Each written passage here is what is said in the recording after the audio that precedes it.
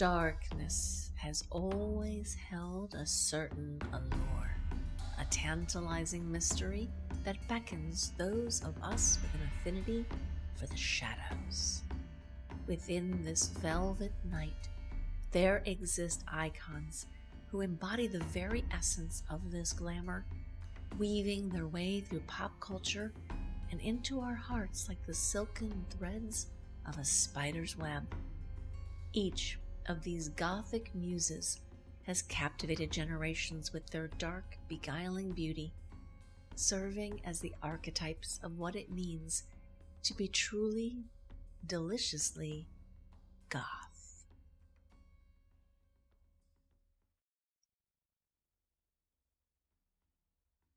Our tale begins in the dimly lit corridors of 1930s America, where the seeds of darkness were sown in the most unexpected of places, the pages of the New Yorker magazine.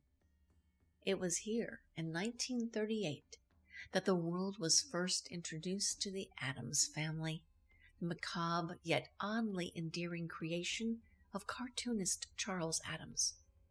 Among this eccentric clan stood a woman whose elegance and mystery would become the gold standard for goth femininity, Morticia Addams.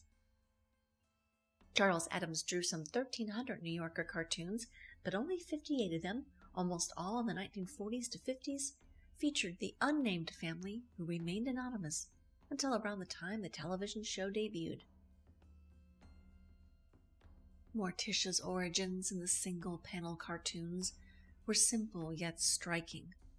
Tall, slender, with a serpentine grace, she was the embodiment of gothic beauty. Her dark flowing hair and floor-length black dress created a silhouette that was both imposing and mesmerizing, a spectral figure who glided through the halls of the Addams mansion with an otherworldly grace.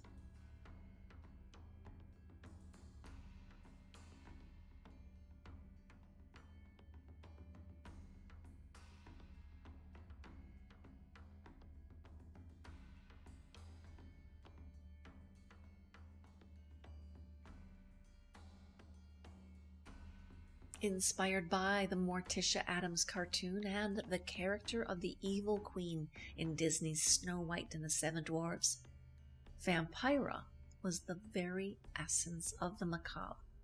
With her impossibly tiny wasp waist, high cheekbones, and sharply arched brows, Vampira was a creature of the night who exuded an aura of danger and seduction.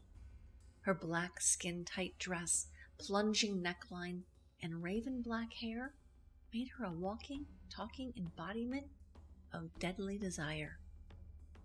The creatrix of Vampira was Finnish-American actress Maila Nurmi, born Maila Elizabeth Sirjanimi on December 11, 1922. Her early life was marked by displacement and yearning, themes that would haunt her throughout her life. The daughter of Finnish immigrants, she grew up in Ashtabula, Ohio, and then Astoria, Oregon. Her father, Oni Sirjanimi, a temperamental man, was a public speaker on the evils of alcohol, and her mother, Sophia, well, she was an alcoholic. In her teens, Maila moved to Los Angeles to live with her uncle, Paavo Nurmi, a famous Olympic runner, though she quickly found her way to New York City, chasing her dreams of stardom. She worked as a model, including for Man Ray, a pinup girl, an aspiring actress in the vibrant, chaotic city, mingling with the burgeoning art scene that included Salvador Dali.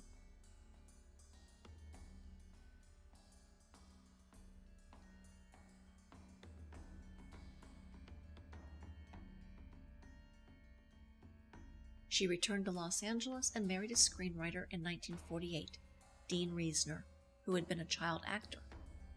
Their union only lasted a couple years, and there is limited information about the nature of their marriage.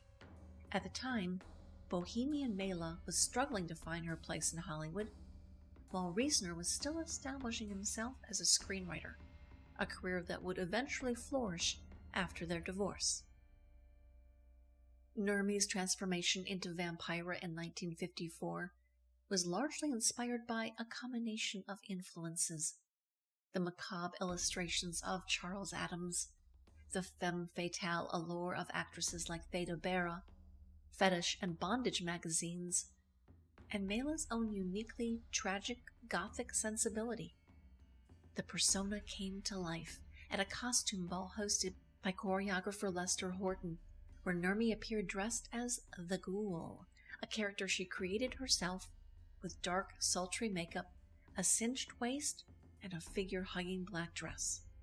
Her appearance at the ball won her accolades, and she caught the attention of a television producer who offered her the role that would change her life forever: host of a late-night horror show on KABC-TV.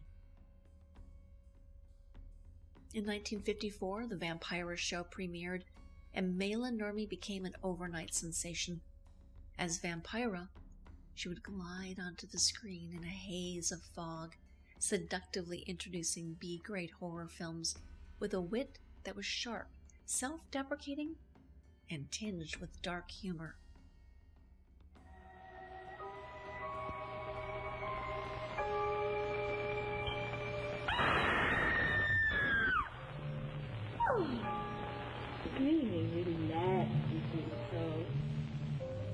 She was both alluring and terrifying, a combination that captivated audiences and quickly made her a cultural icon. What I need is a vampire cocktail to settle my nerves. It'll not only settle them, it will petrify them. A vampire cocktail. You like it? It hates you. Nurmi's portrayal of Vampira was groundbreaking. She was the first horror host to combine the macabre with dark humor. Who are you? What is this? Won't you come in, Mr. Goble? We can have a nice little... Don't step on the cat's tail. I don't see any cat. Oh, we don't have a cat. Just his tail. Her claw-like blood-red fingernails, sky-high cheekbones, and alarmingly elevated eyebrows, plus her seductive, sibilant voice, made her an instant star of gothic beauty.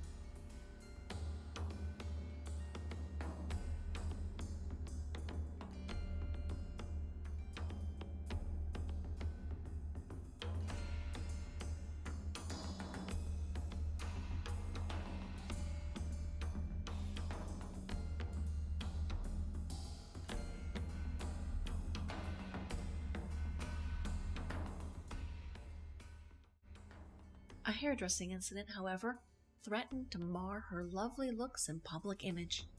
While receiving a perm at a Los Angeles salon, the solution burned off most of her hair. Maila simply sheared the rest off, leaving a delightful devil's lock, and then salaciously claimed that it was the result of an attack by a deranged fan.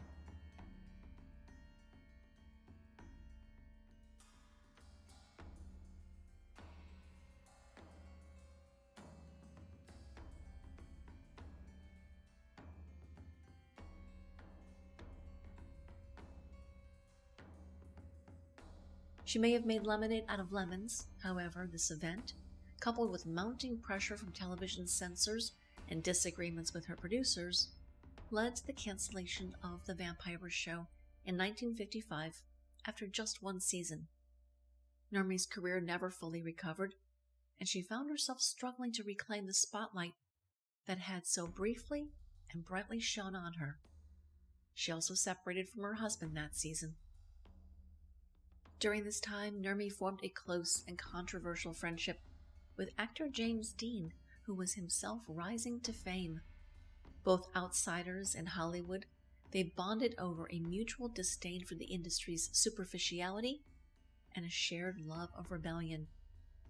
Rumors swirled about the nature of their relationship, but Maila maintained that theirs was a platonic connection, deeply rooted in their understanding of each other's eccentricities and vulnerabilities. Dean's untimely death in 1955 was a devastating blow to Nurmi, who found herself increasingly isolated and adrift without her friend.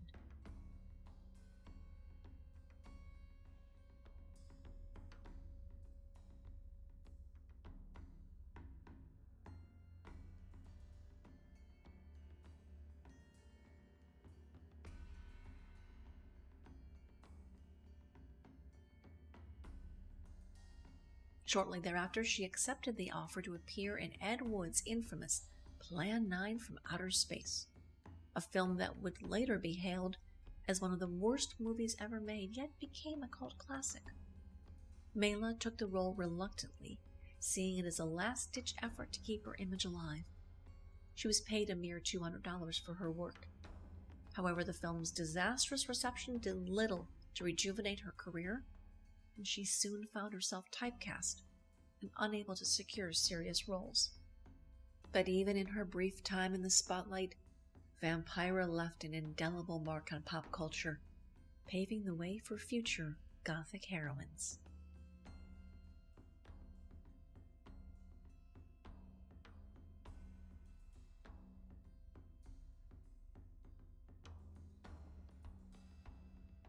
Those 58 cartoons drawn by legendary artist Charles Addams inspired readers for more than 2 decades before they even knew the name of its macabre matriarch.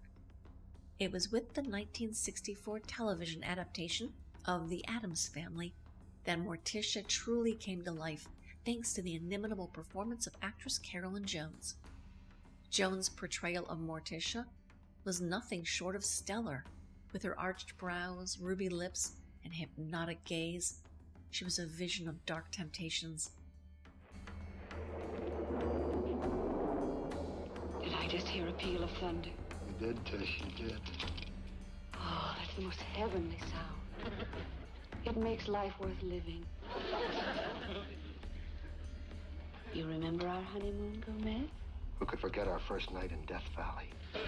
Morticia was more than just a TV mom. She was a siren of the shadows, a woman whose every movement was poetry in motion. Her love for her husband, Gomez, was passionate and consuming, but always tempered with an air of elegant restraint. Tish, when you pat my cheek that way, it drives me wild.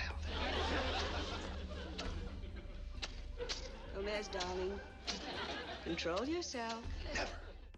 Morticia Addams was, and remains, the quintessential goth mama, a figure whose influence can be seen in every dark-hearted enchantress who has followed in her footsteps. Ravished by her bewitching sensuality, Gomez lusted after Morticia, kissing her up and down her arms, and they shared frequent smoldering glances. They are generally considered the first television couple who gave the appearance of an active sex life.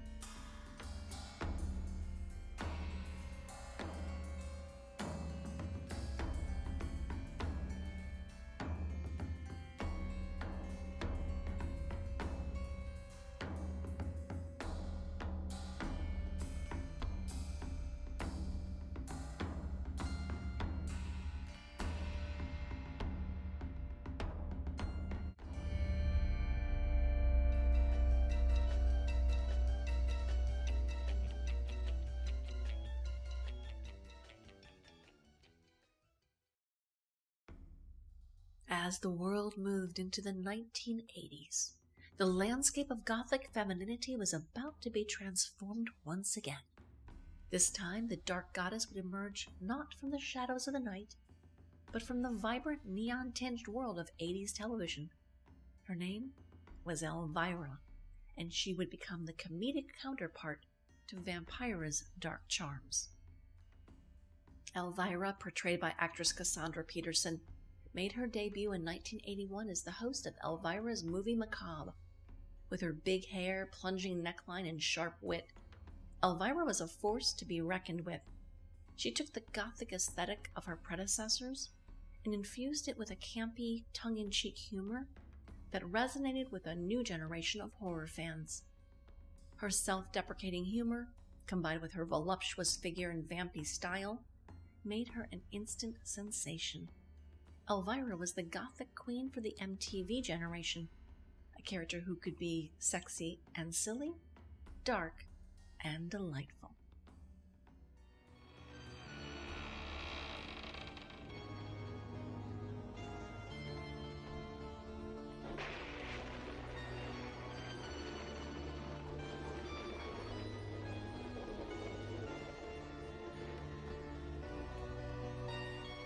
That line's supposed to go, "Walk this way, please." And then the girl says, "Heck, if I could walk that way, I wouldn't have to go to finishing school." Oh. But beneath the humor and the cleavage, Elvira carried on the legacy of those who came before her. She was a celebration of the ghoulish, a character who reveled in the dark side of life, but did so with a wink and a smile. The late 80s saw the rise of another Gothic maven, the enigmatic and fiercely independent Lydia Dietz from Tim Burton's Beetlejuice. Portrayed by a young Winona Ryder, Lydia was the embodiment of teenage alienation, with her black lace veils, wide-brimmed hats, and solemn demeanor. A self-proclaimed strange and unusual girl, Lydia's dark aesthetic and morbid curiosity made her a beloved figure among those who felt out of place in the sunny plastic world of suburbia. Her character resonated with a generation of goth girls who saw in her a kindred spirit, someone who wasn't afraid to embrace the darkness within and express it with unapologetic flair.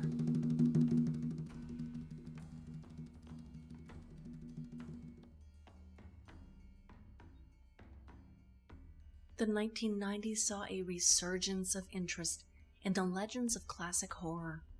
This fascination reached its zenith in 1994 with the release of Tim Burton's Ed Wood, a film that chronicled the life of the eccentric filmmaker and his collaboration with the original Vampira, Maila Nurmi. In Ed Wood, Vampira was brought back to the screen by actress Lisa Marie, whose portrayal of the character was haunting, sultry, and reverent. Lisa Marie's Vampira was a ghostly figure, a reminder of a bygone era when Gothic beauty was idolized and feared. What an evening. I didn't know whether to kiss him goodnight. Vampira, you will come under my spell. You will be my slave of love. My gosh, Miller, how do you do that? You must be double-jointed. And you must be Hungarian. Vampira, look at me. Look into my eye. You're watching our Halloween movie, White Zombie, starring Bela Lugosi, John Herron, Madge Bellamy, and a bunch of other people I've never heard of. With her pale skin, tattered black dress, and piercing eyes, Lisa Marie's Vampira was the very embodiment of Gothic allure, a tragic yet captivating figure who seemed to float through the film like a specter from the past. Lisa Marie's incandescent performance was a loving homage to Nurmi's original creation, capturing the essence of Vampira's dark beauty while also imbuing the character with a sense of melancholy and what might have been. Got a phone call. Who is it? I don't know. Hello? Vampira? Ed Wood here. Who? Ed Wood. Remember I met you at the Brown Derby? Oh, yeah, you. and I was wondering if you'd like to go out sometime, grab some dinner, maybe. You mean a date? I thought you were a fag. No, I'm just a transvestite. So, how's about Friday night? Look, you seem like a nice guy, Ed, but you're just not my type. But keep in touch. Let me know when your movie opens. This Vampira was a woman out of time, a relic of a forgotten era, but one whose influence could still be felt in the world of modern Gothic culture.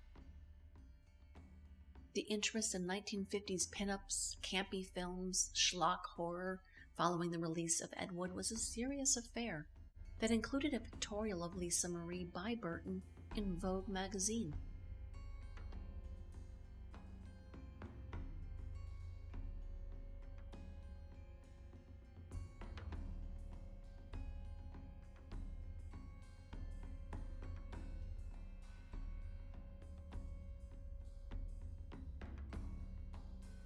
Audiences were reminded of Ed Wood's failures as a filmmaker, the legacy of the great Bela Lugosi, but it created a whole new audience of filmgoers voracious for the sylph-like seductions of Vampira. So let us turn back to Vampira and Maila and her life after the fame.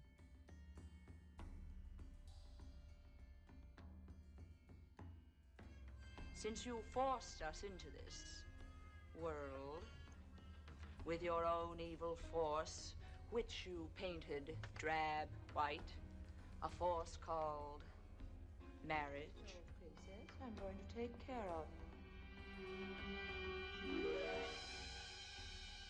The 1960s and 70s were particularly harsh on Nurmi.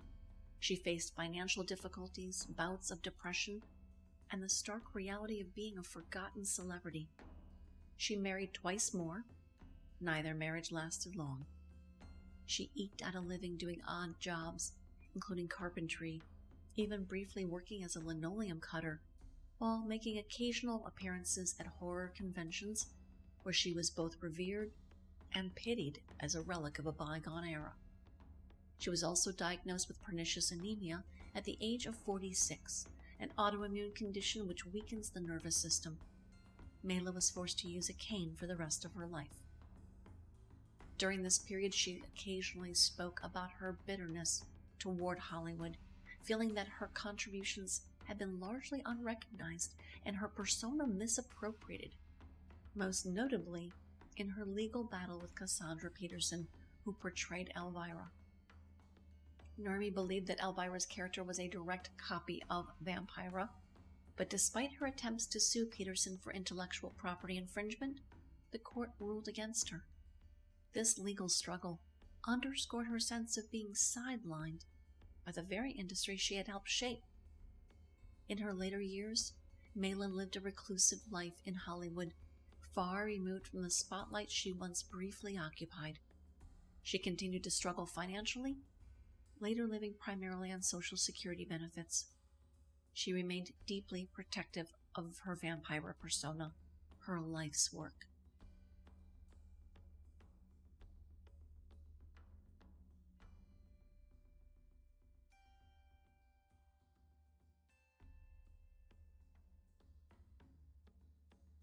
Despite her reclusiveness, Nurmi maintained connections with a small circle of devoted fans and friends who admired her pioneering role in television. She became more engaged with her fan base after the film Ed Wood rekindled memories in old fans and inspired new ones. She granted new interviews and attended conventions where finally she was celebrated as a goth and glam goddess. Maila also continued to express her artistic side through painting and other creative pursuits, although she kept these works largely private. Despite her challenges, Nurmi never lost her fierce independence or her love for the macabre. She spent her later years in Hollywood, living in a modest apartment filled with memorabilia from her Vampira days, refusing to relinquish her claim to the persona she created. Maila Nurmi passed away on January 10, 2008 from heart failure at the age of 85 in her Hollywood apartment, having lived most of her life on the fringes of fame. Nurmi's passing did not go unnoticed, Fans and media outlets celebrated her legacy as Vampira, acknowledging her role as the first horror host and her influence on the genre.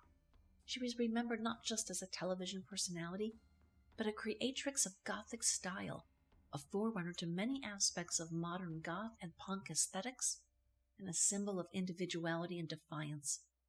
Her persona of Vampira, with its blend of camp, horror, and dark glamour, continues to resonate with fans who appreciate her originality and the path she paved for others in the horror and goth subcultures. Her story is one of resilience, creativity, and the haunting charisma of a woman who became a legend against the odds.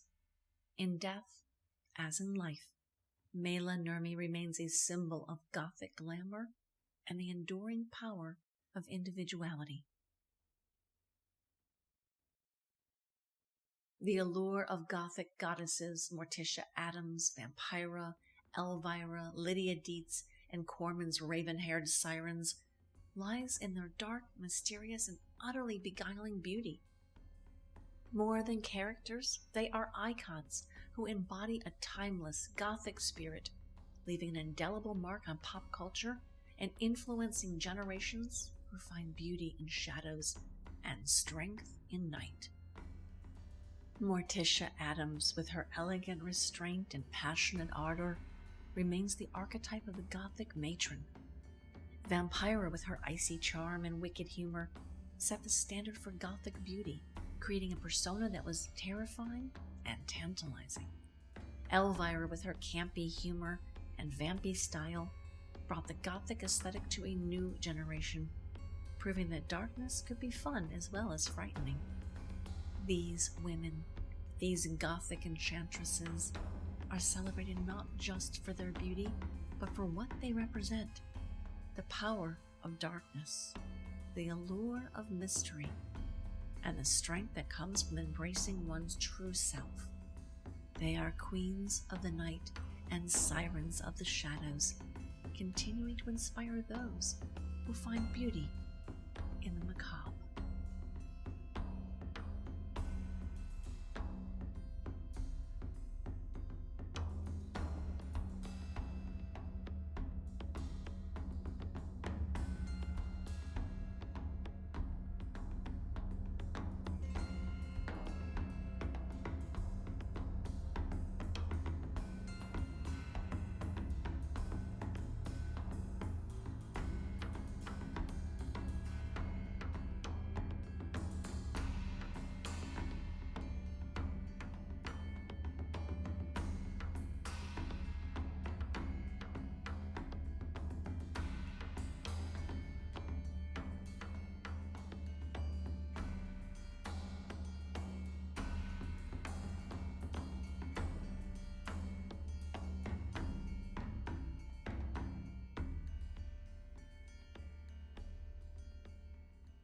As the velvet curtains close on this tale of Gothic seduction, we are reminded of the enduring power of these divinely dark darlings. Each has carved a place in the pantheon of pop culture, becoming symbols of a dark and captivating beauty. Morticia Addams, Vampira, and Lisa Marie's portrayal of Vampira in Ed Wood all embody the Gothic spirit and the allure of the night.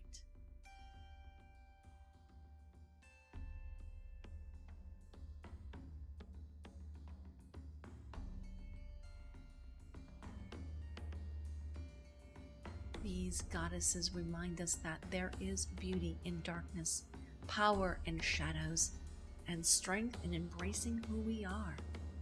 They continue to inspire and captivate with their beguiling grace, showing us that within their shadows we find the light of our own dark dreams. Let us celebrate these queens of the night who empower us to be unapologetically, irresistibly ourselves.